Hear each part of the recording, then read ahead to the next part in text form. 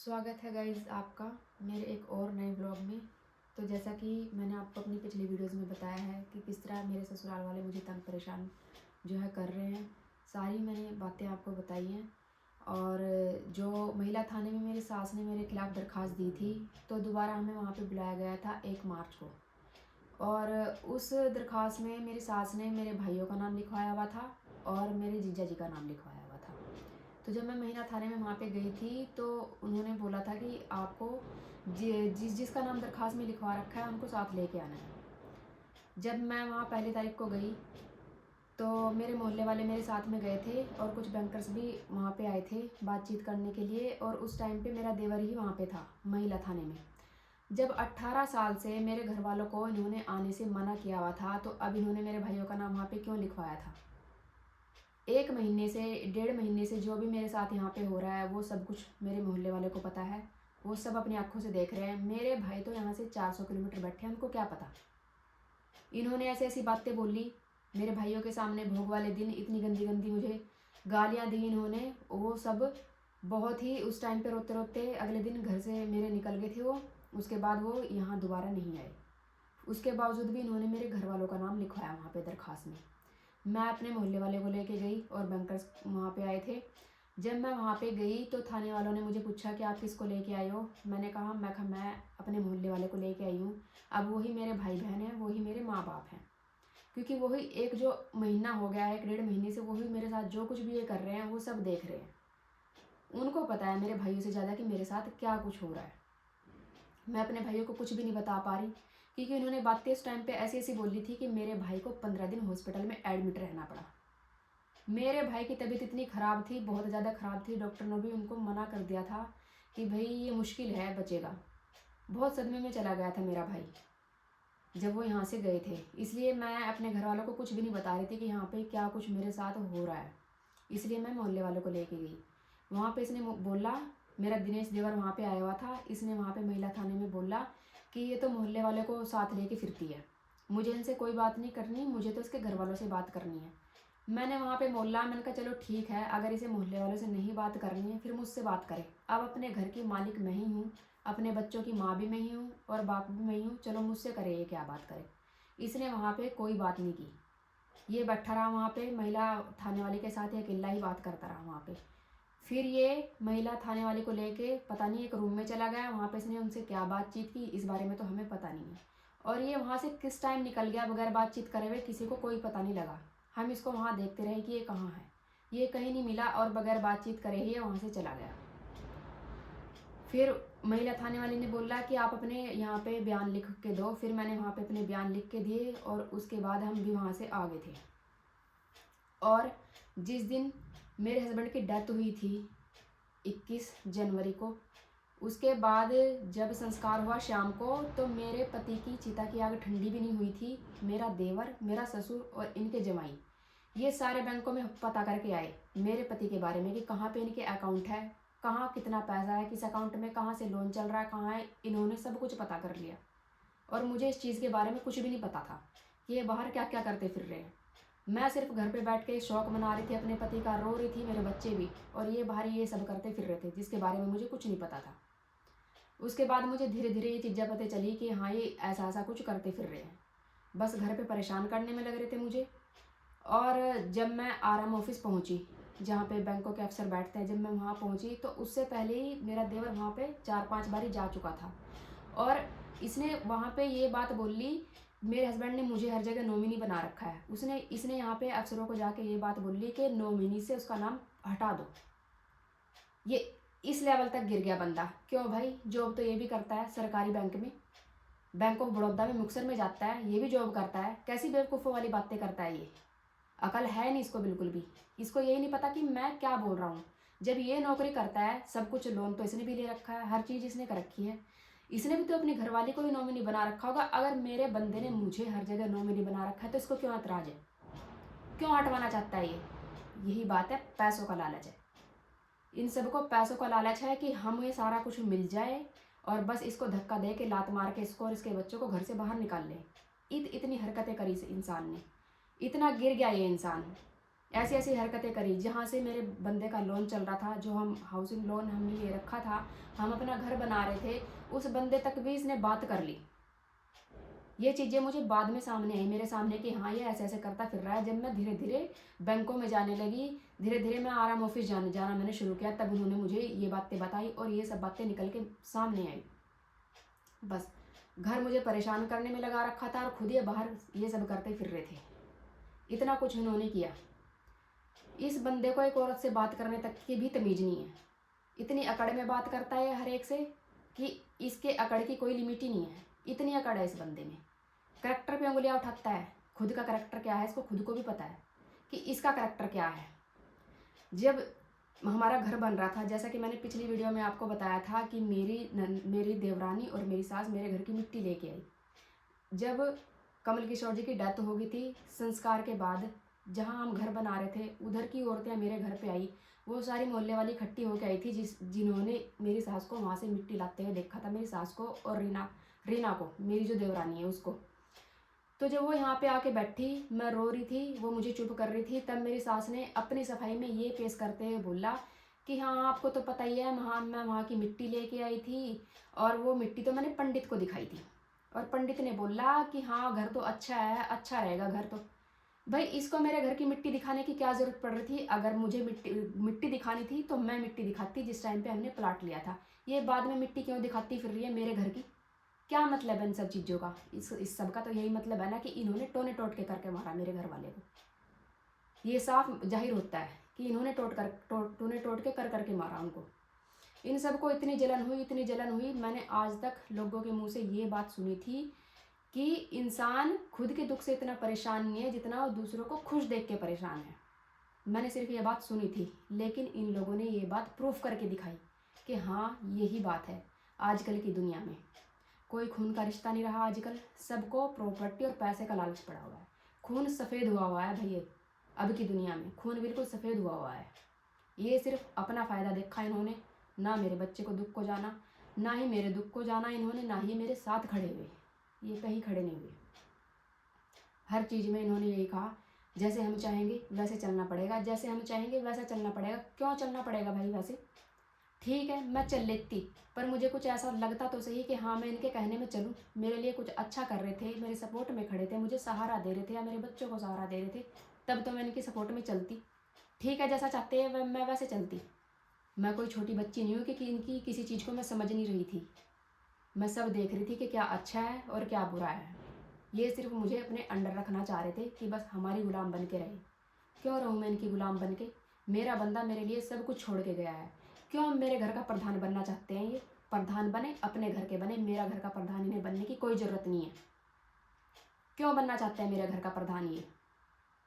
मैंने इन लोगों के लिए इतना किया, सबके लिए मैंने अच्छाइयाँ की, सबके साथ हम अच्छे से पेश आए। मेरे हस्बैंड भी इतने भोले भाले थे, सबके लिए हमने अच्छा सोचा इनके लिए। जितना हमने इन्हें अपना मानना उतना ही इन्होंने हमें हमेशा पराया मानना, हमेशा पराया मानना इन्होंने। मेरे सास ससुर ने एक चीज़ इसको दे रखी है, एक चीज़ इसको दे रखी है। हम सारे कभी एक जगह रहा करते थे, मैना चौक में। भटिंडे में मैना चौक है, वहीं पे हमारा एक घर था, तो हम सारे उस जगह रहा करते थे कभी किसी टाइम में, आज से 8-10 साल पहले। अब वो मेरी सास ने मकान बेच दिया पिछले साल ही।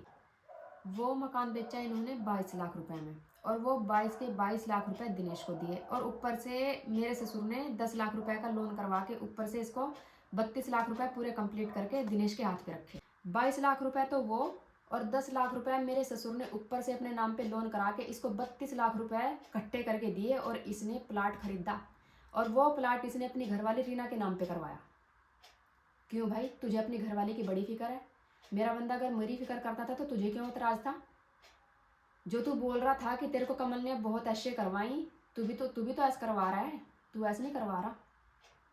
इसको क्या एतराज है? इसने वो 32 लाख का प्लाट अपनी वाइफ के नाम पे करवाया। ये इतना होशियार बंदा है। अगर मेरा बंदा मेरे लिए कुछ कर रहा है तो इसको जलन थी कि क्यों कर रहा है वो। मेरा बंदा हमारे लिए कुछ ना करे, ये सिर्फ करे। इसने आज तक कभी ज़िंदगी में कुछ नहीं किया, इसने सिर्फ ऐश की और कुछ नहीं किया। मेरे बंदे ने 2010 में स्कूटरी ली थी एक्टिवा, वो भी आज तक यही चला रहा है। मेरी एक्टिवा भी इसके पास ही है आज तक, वो यही चला रहा है वो। तब भी मेरे बंदे ने कुछ नहीं किया। बस हम इनका अच्छा करते रहें, इनके काम आते रहें और चुप रहें, कुछ ना कहें, तब हम इन्हें अच्छे लगते हैं। इन्होंने हमें इतना पराया माना। जिस टाइम दिनेश का रिश्ता किया रीना के साथ, मेरा ससुर और मेरी सास अकेले अकेले उसको देखने गए, रिश्ता भी तय कर आए वहाँ पे जाके, और सगाई भी तय कर दी उसकी। सगाई भी तय कर दी। जब सगाई तय करने के हफ्ता पहले मेरी सास और मेरे ससुर ने मुझे बोला कि दिनेश का रिश्ता तय करके आ गए हैं और तुम्हें भी चलना है और तैयारी कर लो। हफ्ते पहले हमने तैयारी करी। ऐसे कह दिया इन्होंने जैसे कि हम पराए थे। हफ्ते के अंदर अंदर हमने तैयारी करी और हम वहाँ पे गए भी। और जब शादी हुई, शादी का सारा सामान भी ये खुद लेके आए, हमें किसी चीज़ में नहीं पूछा। हम घर पे रहते थे बस। हमें ऐसे बिहेव करा जैसे कि पराए हैं। पराए को भी 100 बार पूछ लेते हैं, पर इन्होंने ऐसा कुछ भी नहीं करा। मेरा सारा जेवर इन्होंने दिनेश की शादी में चढ़ाया जो मेरे पास था। जब मेरी शादी हुई तब इन्होंने लेके रख लिया, और जब 7-8 साल बाद दिनेश की शादी हुई तब इन्होंने चढ़ाया।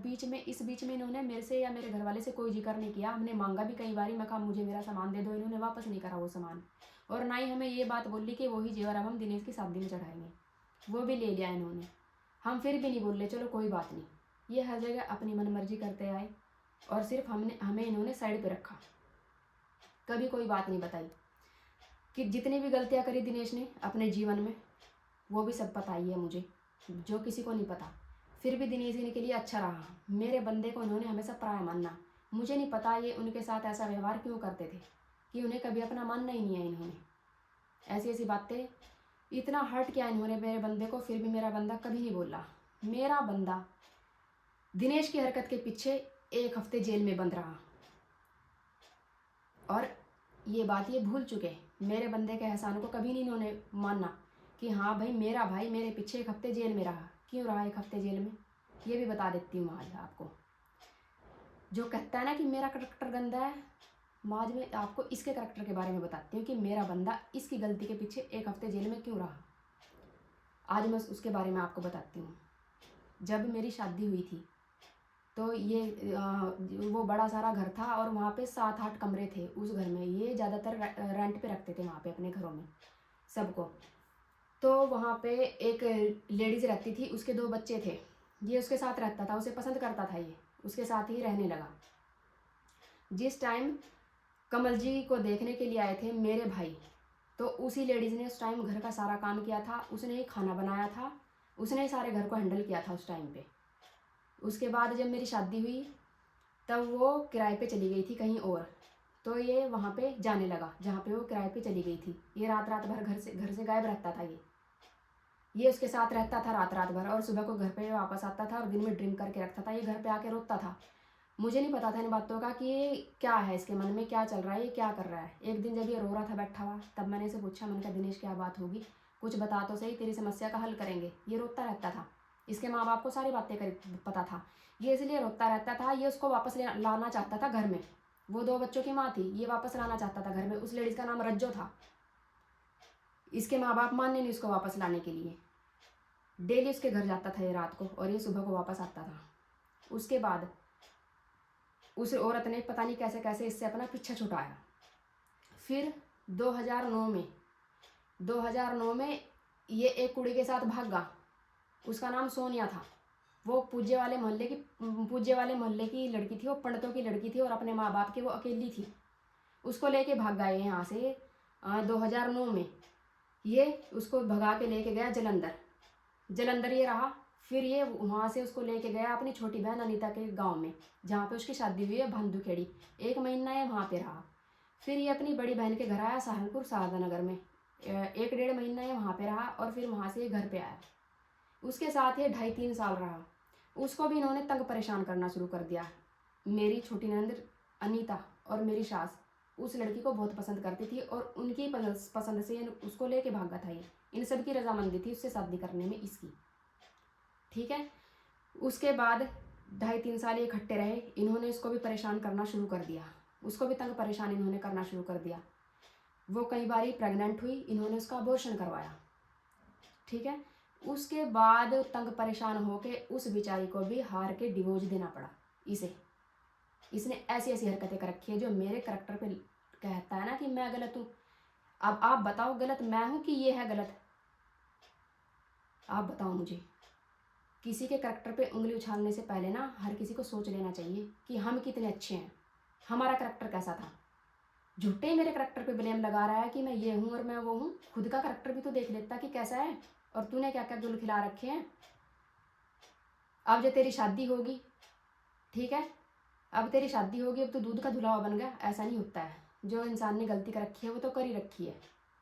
क्या क्या बताऊँ और तेरे बारे में मैं। इस बात का जहाँ हम पुराने घर में रहते थे हर एक को पता है, किसी से जाके पूछ लेना पंडितों वाली गली में, सबको पता है। भंदू खेड़ी वालों को भी पता है, शारदा नगर में भी पता है जहाँ इसकी बड़ी बहन का घर था। दिनेश अपनी लाइफ में हमेशा गलतियां ही करता आया। इसने इतनी बड़ी बड़ी गलतियां की, लेकिन मेरे सास ससुर ने हमेशा ही इसकी गलतियों पे पर्दा डाला, हमेशा इसकी गलतियों पे पर्दा डालते आए और इसे ही प्यार करते आए, इसे ही अपना समझते आए। मेरा बंदा भोला भाला था, उन्होंने कभी कोई ऐसी गलती नहीं करी, लेकिन फिर भी मेरा बंदा ही इन्हें बुरा लगता था। इसकी गलतियों की सज़ा हमेशा मेरे बंदे को ही भुगतनी पड़ी, जिसने ऐसी ऐसी गलतियाँ करी। सबके करैक्टर इनके ऐसे ही हैं, किसी का अच्छा करैक्टर नहीं है इनका। मेरा ससुर, उसने उसकी दूसरी शादी है, पहली घरवाली को उसने मार दिया था अपनी। रामकली मेरी सास दूसरी है, और जो मेरी रामकली सास है वो भी पूरी चुस्त चालाक है। उसने मुझे कभी बहू नहीं समझा, हमेशा उसने मुझे नौकरानी ही समझा, नौकरानी की तरह ही मुझे रखा उसने।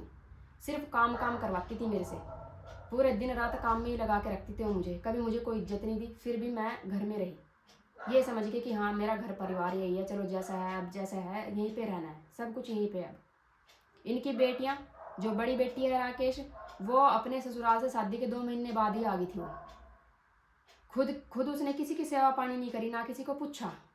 और उसका घरवाला रामेश्वर, अपने बच्चों को उसने ये तक नहीं बता रखा, आज उसके बच्चे 22-23 साल के हो गए, कि हाँ उसका कोई दादी बाबा भी है, कोई बुआ फुफ्फा भी है। और मुझे कहते हैं कि जैसे हम चाहते हैं वैसे हमारे कहने में चल, तुम तो चल लो पहले से ही, मुझे क्या तुम बता रहे हो। खुद के माँ बाप को तो तुम पूछते नहीं हो, खुद के बच्चों को तो तुमने ये तक नहीं बता रखा कि हाँ कोई दादी बाबा भी है तुम्हारा।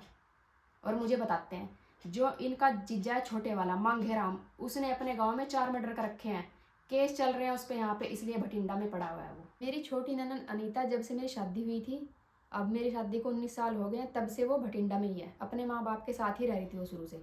और इतना परेशान करा मुझे, जब से मेरी शादी हुई थी मुझे नौकरानी समझा उसने, हमेशा यहीं पे पड़ी है वो। उसने अभी तक भी अपना घर नहीं बसाया, और मेरा घर उजाड़ने में कोई कसर नहीं छोड़ती वो अभी भी, पूरा मेरा घर उजाड़ने पे रहती है, यहाँ पे रह के प्रधानगिरी दिखाती है। मैं तो जब मानूंगी ना, जब अपने सास ससुर के साथ रहे, तब पता चलता है कि एक बहू कैसे रहती है अपनी ससुराल में। घर पे माँ बाप के पास रह के तो कोई भी प्रधानगिरी दिखा ले, अपनी ससुराल में तो रह के दिखाओ, तब मैं मानूंगी ना तुम्हें। मेरा घर उजाड़ने में कोई कसर नहीं छोड़ती दोनों बहनें। और मेरी देवरानी रीना, जब से इसकी शादी हुई थी ना, मैंने इसे कभी अपनी देवरानी नहीं माना, हमेशा मैंने इसे बहन की तरह रखा, छोटी बहन की तरह। इतना लाड़ प्यार, हर चीज़ में सपोर्ट मैंने इसे करा। मैंने कहा चलो छोटी बहन की तरह है भाई, मैंने ऐसे दुख भरे दिन काटे इनके साथ, मुझे खूब परेशान किया इन्होंने भाई, इसको ये सब ना झेलना पड़े, इसलिए मैं उसके हर तरह से सपोर्ट करती थी, हमेशा उसके काम में आई, उसके बच्चों के काम आई, उसके बच्चों को खूब लाड़ प्यार किया मैंने। लेकिन जिस दिन मेरे हस्बैंड की डेथ हुई, उस दिन इसने भी पूरी प्रधानगिरी झाड़ी, इसने भी सोच लिया कि कमल तो चला गया है, अब इसे मैं पूरा दिखाऊं अपना।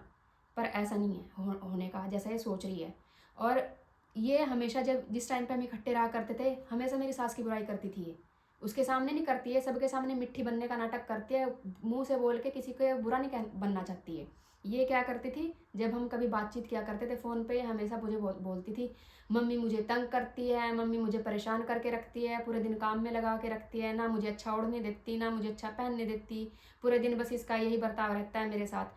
लेकिन जब मेरी सास ने 22 लाख रुपए का मकान बेचा मैना चौक वाला, वो घर पूरा सामान से भरा हुआ था, जब मेरी सास ने एक का सामान ले जाके इसके घर भिजवाया, जब अपना जेवर उसने, मेरे ससुर का जेवर, मेरा जेवर इसकी तिजोरियों में ले जा के रखा, सारा सुई तक भी इसके घर पे पहुंचाया, तब इसने मुझे एक बार भी फ़ोन करके ये नहीं बोला, तब नहीं इसने मुझे बताया कुछ भी कि हाँ मेरी मम्मी जिसकी मैं बुराई करती थी, आज वो मेरी तिजोरियाँ भी भर रही है, मेरा घर भी भर रही है, सारा सामान यहाँ पे ला के भी रख रही है, तब इसने कुछ नहीं बताया। मेरा बंदा भी खर्चे के लिए इनको 4-4 5-5 हज़ार रुपये इसको ला वहाँ पे दे के आता था, तब ये मुझे फ़ोन करके नहीं बताती थी कि हाँ आज कमल भैया मुझे पैसे भी देने आए हैं यहाँ पे। बस बुराइयाँ करवा लो इससे, बुराइयाँ हमेशा करती थी ये, और इनके सामने सबके मिठ्ठा बन के रहती है। आज भी उसका बिहेवियर ऐसा ही है, खुद को बुरा नहीं बनाना चाहती वो, इनसे बुलवाती है और खुद अच्छी बनी रहती है वो, उसका व्यवहार ऐसा है। इनका करैक्टर किसी का अच्छा नहीं है। मेरा बंदा इतना भोला था, बहुत कई जगह इन्होंने उन्हें बहुत दुख पहुंचाया, हार के मेरे बंदे ने इनका पीछा ही छोड़ दिया था कि अब मुझे इनके साथ और नहीं रखनी। बातचीत। इसलिए अब हमारा इनके साथ 1-1.5 साल से कोई भी लेना देना नहीं था। बहुत हर्ट किया इन्होंने उन्हें, इसलिए हमने इनसे बातचीत करनी बंद कर दी थी। हम अपने घर में खुश थे, अपने बंदे के साथ बिल्कुल, मेरे बच्चे भी खुश थे और मैं भी खुश थी। इतना भोला था मेरा बंदा। और ये ऐसे हैं कि इन्हें किसी के साथ बात करने तक की तमीज़ तक भी नहीं है। ये ऐसे हैं। मुझे तो यही लगता है कि इन राक्षसों के बीच में मेरा बंदा राम पैदा हुआ था। राम था मेरा बंदा, इतना भोला था वो बिल्कुल। दूसरों के करैक्टर पे क्यों उंगलियां उठाते हो भाई? तुम खुद को भी देख लिया करो। किसने हक दिया तुम्हें दूसरों की करैक्टर पे उंगलियां उठाने का? ये मत सोचा करो कि आपके बारे में कोई कुछ बोल लेगा नहीं। करैक्टर बहुत अच्छा है हमारा, ऐसी बात नहीं है। अभी भी जाते ही हैं हर एक किसी के घर। जितने भी मेरे कांटेक्ट थे, जिनके पास मेरा उठना बैठना था लेडीज़ के पास, ये हर एक घर पे जाके आए हैं सबको बताने के लिए कि अंजू ऐसी है, अंजू वैसी है। ये सिर्फ इसलिए जाते हैं कि कहीं से तो हमें उसका कोई वीक पॉइंट मिले, कहीं तो कोई उसकी बुराई करे। भाई बुराई तो जब भी करेंगे ना जब मैं बुरी होंगी। मैं कभी किसी के पास कोई फालतू नहीं गई, अपने घर में अपने काम में लगी रहती थी मैं। अगर मैं करैक्टरलेस होती ना, 4-4 नौकरानियाँ मेरे घर में लगी होती। पूरे दिन मैं अपने घर में पूरा काम करती थी। सुबह अपने बंदे के लिए उठती थी, 3-3 बजे भी मैं अपने बंदे के लिए उठती थी, क्योंकि मेरे बंदे को 5 बजे जाना होता था, कभी 6 बजे जाना होता था। उनके उठने से पहले 1-1.5 घंटा पहले मैं उठती थी, खाना बनाती थी उनके लिए, उनको पैक भी करके देती थी, नाश्ता कराती थी उनको। सुबह से शाम तो मेरी ऐसे ही निकल जाती थी। और जिस दिन से मेरा बंदा चला गया भाई, मेरे घर की रौनक चली गई। खाली हो गया मेरा घर बिल्कुल। ना अब घर में मन लगता है हमारा, ना कुछ लगता है। ऊपर से इन्होंने इतना परेशान किया, दुखी परेशान कर दिया मुझे इन्होंने इतना। मेरे दुख को किसी ने नहीं जाना, ना इनमें से कोई मेरा सहारा बना, ना मेरे बच्चों का कोई सहारा बना। बस दुखी परेशान कर दिया मुझे इन्होंने बहुत ज़्यादा। जान से मारने तक की इन्होंने मुझे धमकी दी। इन्होंने मुझे यहाँ तक कह रखा कि एक्सीडेंट तक करवा देंगे तेरा। बहुत धमकियाँ दे रखी हैं इन्होंने मुझे। अगर मेरे बच्चों को अब या इन फ्यूचर मुझे और मेरे बच्चों को कुछ भी हो गया ना भाई, इसके जिम्मेदार यही होंगे। जिन्होंने 4-4 मर्डर कर रखे हैं, तो मेरा मर्डर करने में क्या जाता है? मेरा भी कर देंगे, मेरे बच्चों का भी कर देंगे। तो मैं तो इसीलिए यही कहूँगी कि भाई मुझे कुछ भी हो, मेरे बच्चों को कभी भी कुछ भी हो ना, तो इस सब के जिम्मेदार यही होंगे और कोई नहीं होगा। ये पूरा का पूरा परिवार। और बस मैं यही चाहती हूँ भैया, अब मेरे घर से दूर रहें। ना मेरा इनके साथ कोई लिंक है और ना ही इनके साथ मेरा कोई लिंक है। ये मेरे घर पे ना आए, ना मैं इनके घर पे जाऊँगी। मुझे ऐसे रिश्ते का क्या करना जो मेरे इतनी दुख भरी घड़ी में ही मेरे काम नहीं आए। ना तो ये काम आए थे, ना आए हैं और ना ही आगे आएंगे। ये एक नंबर के लालची हैं और कुछ भी नहीं है। तो ऐसे लालच भरे इंसानों से मुझे तो कुछ नहीं लेना। अगर आएंगे भी तो अपने फ़ायदे के पीछे आएंगे, मेरा कोई फ़ायदा नहीं करने के लिए आएंगे। जिन्होंने अभी नहीं, इतने बड़ा दुखों का पहाड़ मेरे ऊपर टूट गया, जिन्होंने अभी नहीं कुछ सोचा, तो आगे वो क्या सोचेंगे? कुछ भी नहीं सोचेंगे। मेरे घर बिल्कुल ना आए, ना ही मैं इनके घर जाऊँगी, चाहे कुछ भी हो, मैं मरूँ जीऊँ कुछ भी हो, मेरे घर ना आए, ना मेरे बच्चों से कोई कांटेक्ट रखें। हर जगह ये बात कहते फिरते हैं। बच्चे तो मानते ही नहीं है हमारी बात, अपनी माँ के कहने में ही चलते हैं। मेरे बच्चे 19 साल से हमारे साथ रहते हुए हो गए। मेरे बच्चों को, उन्हें तुम्हारी भी बुराइयाँ पता है और उन्हें हमारी भी अच्छाइयाँ पता है, मेरे और मेरे बंदे की, कि हमारे माँ बाप ठीक हैं, कि हमारे परिवार वाले ठीक हैं। बच्चे सब देखते हैं अपनी आंखों से, सबको पता होता है कि कौन सही है और कौन गलत है। अच्छा भला हर कोई देखता है, इसलिए किसी के कहने से कुछ नहीं होता। मेरे बच्चे सब देख रहे हैं कि हमारे कितने काम आए और उन्होंने क्या क्या किया। बस इतना ही मैं कहना चाहूँगी भाई, मेरा इनसे कोई लिंक नहीं, आगे से मेरे घर पे ना आइए, बस यही चाहती हूँ मैं। और जो मेरे साथ मेरे सपोर्ट में खड़े हुए हैं उनका बहुत बहुत शुक्रिया। और आगे भी वो मेरे सपोर्ट में खड़े रहेंगे, मुझे इतना भी विश्वास है उन पर। बस आज से मेरा इनके साथ कोई लेना देना नहीं है, ख़त्म है सब कुछ। मुझे नहीं चाहिए ऐसे रिश्तेदार और ना ही ऐसी रिश्तेदारी। बस जी, धन्यवाद। मैं इतना ही कहना चाहूँगी।